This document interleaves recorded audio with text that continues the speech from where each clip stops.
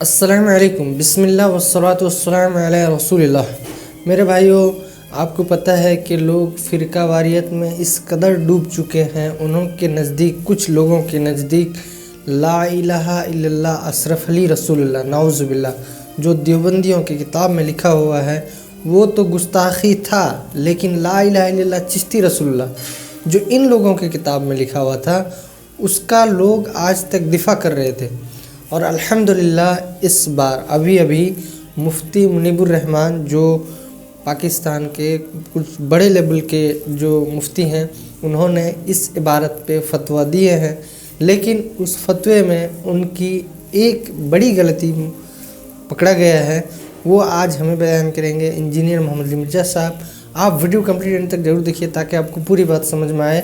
بنا کسی تاخیر کے اللہ کا نام لے کے شروع کرتے ہیں۔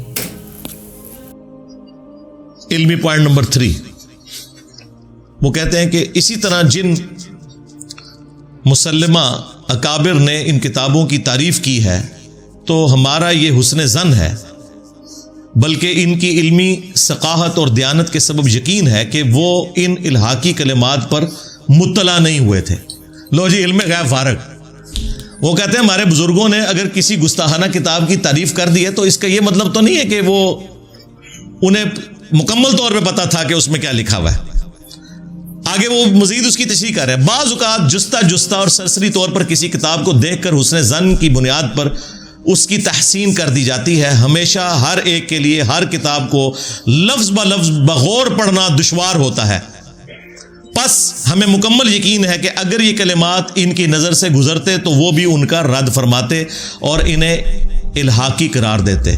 تو یہ بابیں تو خود فارغ کر دیے۔ انہوں نے کہا کہ ہمارے بزرگ بس سرسری دیکھتے تھے، تو یار تمہارے بزرگ تو پوری کائنات کو اس طرح دیکھ رہے ہیں جیسے رائی کا دانہ ہتھیلی کے اوپر۔ ہاں، کتاب ہاتھ میں پکڑ کے بھی نظر نہیں آئی، تو یہ تو میرا عقیدہ تم نے مان لیا کہ کوئی باب علم غیب نہیں جانتے۔ اور یہ جو تمہارا دعویٰ ہے کہ جی میں پوری، بلکہ یہ اس عبد القادر جیلانی کی طرف بھی انہوں نے منسوب کیا، وہ کہتے ہیں کہ میں اللہ تعالیٰ کے ملک کو اس طرح دیکھ رہا ہوں، پوری کائنات کو جس طرح ہتھیلی پہ دانا۔ تو یہ تو دیکھ لیں، یہ کہتے ہیں کہ جی وہ بس انہوں نے بس سرسری طور پہ دیکھا، انہیں نہیں پتا چلا۔ یہی بھی ہم بھی یہی کہہ رہے ہیں۔ شکر ہے کہ آپ نے مان لیا کہ آپ کے بزرگوں کو علم غیب کوئی نہیں تھا، انہیں نہیں پتا چلتا تھا، جب دل کیا کسی کتاب کی تعریف کر دی۔ اسی کتاب کی تعریف کی جس پہ چشتی رسول اللہ لکھا ہوا ہے۔ پھر لکھتے ہیں کہ ان کے بارے میں یہ بدگمانی کرنا کہ انہوں نے اس طرح کی کفریہ عبارت کی تحسین کی ہوگی، شیطان کا دھوکہ، حرام اور بدگمانی ہے۔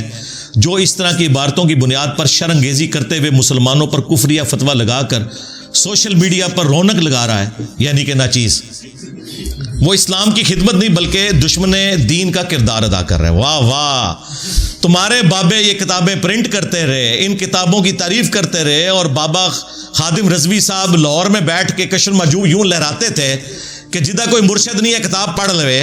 ہاں جی، خواجہ نظام الدین اولیاء فرماندے نے جاؤ اپنے بابے آگے جا کے پروٹیسٹ کرو، انہوں نے مزارات ہوتے پروٹیسٹ کرو کہ تم لوگوں کو غلط باتیں کیوں بتاتے رہے۔ تو جو بندہ غلطی ہائی لائٹ کر رہا ہے اسے مجرم کہہ رہے ہیں کہ یہ رونق لگا رہا ہے۔ رونق ختم کرو نا، اعلان برات کرو ان سے، دھرنے دو ان سارے پرنٹنگ پریس کے باہر۔ اسلام آباد تو پہنچ جاتے ہو، لاہور سے ہی نکلتے ہو نا، لاہور جا کے دو نا دھرنا، ضیاء القرآن پبلیکیشن کے باہر، شبیر بردرز کے باہر۔ جی ہاں، دے ہی نہیں سکتے، ان کے ٹکڑوں پہ پل رہے ہیں، وہ چندے کھلاتے ہیں مولویوں کو، کسی کی جرت نہیں وہاں بیٹھ جائے۔ ویسے بڑا گلا کرتے ہیں، یہ دیکھیں جی وہ مزارات کے اوپر چند جو ہے وہ بے علم اور جاہل قسم کے لوگ حرکتیں کرتے ہیں، ہمارا مسلک بدنام ہوتا ہے۔ ان کو کبھی روکا ہے تم نے جا کے انہوں نے کبھی بند کیا ہے کہ ایسے مت کرو؟ یہاں تو پوری فوجیں لے کے اکیڈمی کے باہر آ جاتے ہو، جاؤ نا اپنے مزاروں پہ یہ فوجیں لے کے جاؤ نا، جن کی ڈیوٹیاں تھیں، اور ساری چرس، ہیروین اور بدکاری کے کام ان مزارات کے اوپر ہو رہے ہوتے ہیں، ڈیوٹیاں نہیں پوری کر رہے ہو، چلو تسی ڈیوٹی پوری کر لو، ان کو بدنامی سے بچاؤ۔ تو بزرگوں کا علم غیب تو ہو گیا فارغ، صرف بزرگوں کا علم غیب فارغ نہیں ہوا، ایک اور خطرناک رزلٹ جو اس سے نکلتا ہے، کیونکہ میں نے ان کے موجودہ بزرگوں سے ثابت کیا ہے چشتی رسول اللہ، ان کے 2 اعلیٰ حضرت ہیں۔ ایک اعلیٰ حضرت ہیں احمد صاحب بریلوی صاحب جو 1921 میں فوت ہوئے، اور دوسرے اعلیٰ حضرت ہیں پیر میر علی شاہ صاحب گولڈوی۔ جو 1937 میں فوت یہ ہوئے. پوائنٹ بالکل دھیان سے سننا، بہت مضبوط ہے. یہ دونوں اعلیٰ حضرت انہوں نے اپنی کتابوں میں چشتی رسول اللہ کو انڈورس کیا. کس طرح؟ اعلیٰ حضرت نے فتاوی رضویہ میں ایک کتاب کی تعریف کی 7 سنابل، اور یہ کہا کہ یہ رسول اللہ کی بارگاہ میں مقبول ہے. اس میں چشتی رسول اللہ نکل آیا.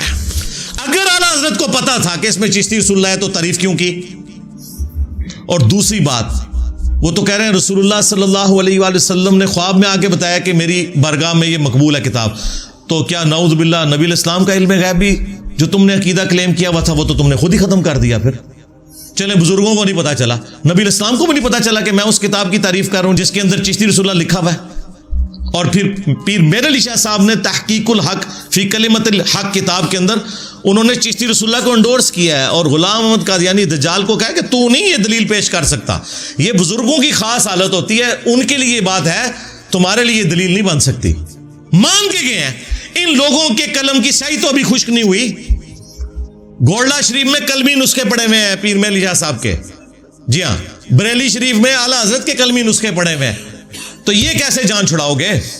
اور سب سے بڑھ کر رسول اللہ پہ جھوٹ باندھا ہے تم نے کہا نبی الاسلام کی بارگاہ میں یہ کتاب مقبول ہے. اور بخاری مسلم دونوں میں حدیث ہے، مولا علی علیہ السلام کہتے ہیں کہ نبی الاسلام نے فرمایا تھا دیکھنا میری طرف کوئی ایسی بات منسوب نہ کرنا جو میں نے نہیں فرمائی، ورنہ ایسا شخص اپنا مقام جہنم میں دیکھ لے. آپ اس کو معمولی سمجھ رہے ہیں؟ رسول اللہ کے اوپر جھوٹ باندھنا صلی اللہ علیہ وآلہ وسلم یہ بہت بڑا جرم ہے. بخاری مسلم میں ہی حدیث ہے.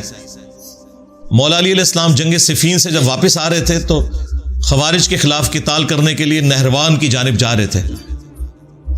تو انہوں نے اپنے ساتھیوں کا موریل بلند کرنے کے لیے کہا، ایک حدیث انہوں نے بیان کرنی تھی، اور وہ حدیث تھی کہ مخلوق کے بہترین لوگ ہوں گے جو خوارج کو قتل کریں گے. کیونکہ خوارج کلمہ گو تھے، لمبی نمازیں تھیں، تو بعض صحابہ اکرام کو ہوا کہ اتنے حاجی نوازی لوگوں کے خلاف ہمیں قتال کرنا پڑ رہا ہے. تو پھر مولا علی نے ان کو سمجھایا کہ بھئی اللہ کے نبی نے فرمایا تھا کہ تم اپنی نمازوں کو ان کے سامنے حقیر سمجھو گے. وہ قرآن پڑھیں گے لیکن حلق سے نیچے نہیں اترے گا. تو یہ حدیث بیان کرنے سے پہلے بخاری مسلم میں الفاظ ہیں کہ جنگ صفین سے واپسی پہ نہروان جاتے ہوئے مولا علی نے کہا کہ میں آسمان سے زمین پر گر پڑوں، مجھے یہ تو گوارا ہے، لیکن یہ گوارا نہیں کہ میں کوئی ایسی بات رسول اللہ کی طرف منسوب کروں جو میں نے خود اپنے کانوں سے نہ سنی ہو. اور پھر انہوں نے حدیث بیان کی کہ مخلوق کے بہترین لوگ ہوں گے جو خوارج کو قتل کریں گے. یعنی مولا علی یہ کہتے ہیں کہ اگر کوئی شخص آسمان سے زمین پر گر پڑے اور اس کے لاش کے ٹکڑے ٹکڑے ہو جائیں، یہ جو تکلیف ہے یہ چھوٹی تکلیف ہے. اس سے بڑی تکلیف یہ ہے کہ جو شخص رسول اللہ پہ جھوٹ منسوب کرے حدیث کی شکل میں، خواب کی شکل میں، کسی بھی فارم میں، جو اسے عذاب ہونے والا ہے وہ اس سے بڑا عذاب ہے. سمجھ میں آیا؟ تو اعلیٰ حضرت جب یہ فتاوی رضویہ میں لکھ رہے تھے کہ 7 سنابل کتاب رسول اللہ کی بارگاہ میں مقبول ہے، نبی الاسلام نے خواب میں زیارت کروائی ہے ایک بندے کو، تو انہیں خیال نہیں آیا کہ یہ کیا ہے. تو اعلیٰ حضرت صرف فارغ نہیں ہوئے ہیں بلکہ وہ فتوے کی زد میں ہے کہ انہوں نے نبی اسلام کے اوپر بھی جھوٹ باندھا ہے، اور نبی صلی اللہ علیہ وآلہ وسلم کے علم غیب کے اوپر بھی حملہ کیا ہے. ہم رسول اللہ کے لیے علم غیب مانتے ہیں، جو رسول اللہ کے لیے علم غیب نہ مانے وہ گمراہ نہیں ہے، کافر ہے. لیکن فرق یہ ہے کہ جو اللہ بتاتا ہے، وما کان اللہ لیطلعکم علی الغیب، تم عام لوگوں کی تو یہ شان ہی نہیں ہے کہ اللہ تعالیٰ انہیں غیب پر اطلاع دے. ولیکن اللہ یجتبی من رسلہ من یشاء، بلکہ اللہ تعالیٰ چاہتا ہے اپنے رسولوں میں سے جسے چاہے چن لیتا ہے، ان کے اوپر غیب کھولتا ہے، انہیں غیب کی خبریں دیتا ہے اور وہ آگے امتوں تک پہنچاتے ہیں. تو نبی اسلام کے اوپر بھی جھوٹ باندھا ہے. دیکھا آپ نے؟ سیکنڈ لاسٹ علمی پوائنٹ نمبر 4، وہ لکھتے ہیں پس اگر ہماری ان گزارشات کے بعد کوئی ان پر کفر کے فتوے لگانے کے لیے بضد اور مصر رہے، ایمی خام خواہ، بھئی ہم ان پہ فتوے نہیں لگا رہے، عبارتوں پہ لگا رہے ہیں، بندے ہمارے سامنے موجود نہیں، ہم نے کیوں لگانے ہیں فتوے؟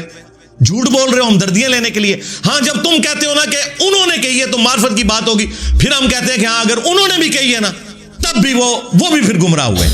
اور اس طریقے سے بات کرنا یہ کوئی عیب والی بات نہیں ہے، یہ ذہن میں رکھیے گا، اس میں کوئی گستاخی والا پہلو نہیں ہے. صحیح مسلم کے مقدمے میں امام مسلم لے کے آئے کہ حضرت علی کی وفات کے بعد، یہ بھی دھیان سے سننا، ابن عباس نے حضرت علی کے کچھ فیصلے منگوائے جو خلیفۃ المسلمین کی حیثیت سے وہ کیا کرتے تھے کوفے میں جب وہ شفٹ ہو گئے تھے.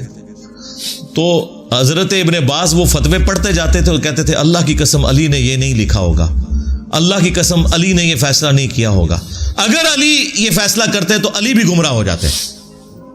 افسوس انہوں نے ایک قیمتی علم کو ضائع کر دیا. یعنی ابن عباس کہہ رہے ہیں کہ حضرت علی کی شہادت کے بعد ان کی طرف لوگوں نے غلط عقائد منسوب کر دیے, ان کے نام سے فیصلے چھاپنے شروع کر دیے.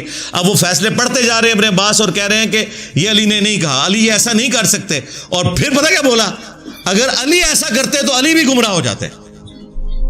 تو کیا گستاخی کر دی مولا علی کی؟ تو جب تم کہتے ہو نا تمہارے بزرگوں نے یہ بکواسیات ارشاد فرمائے ہیں, تمہارے کہنے پہ پھر ہم کہتے ہیں کہ ہاں اگر انہوں نے بھی کہے نا تو وہ بھی پھر گمراہ ہو گئے تھے. یہ کہتے ہیں انجینئر صاحب نے بزرگوں کو گمراہ کہتا.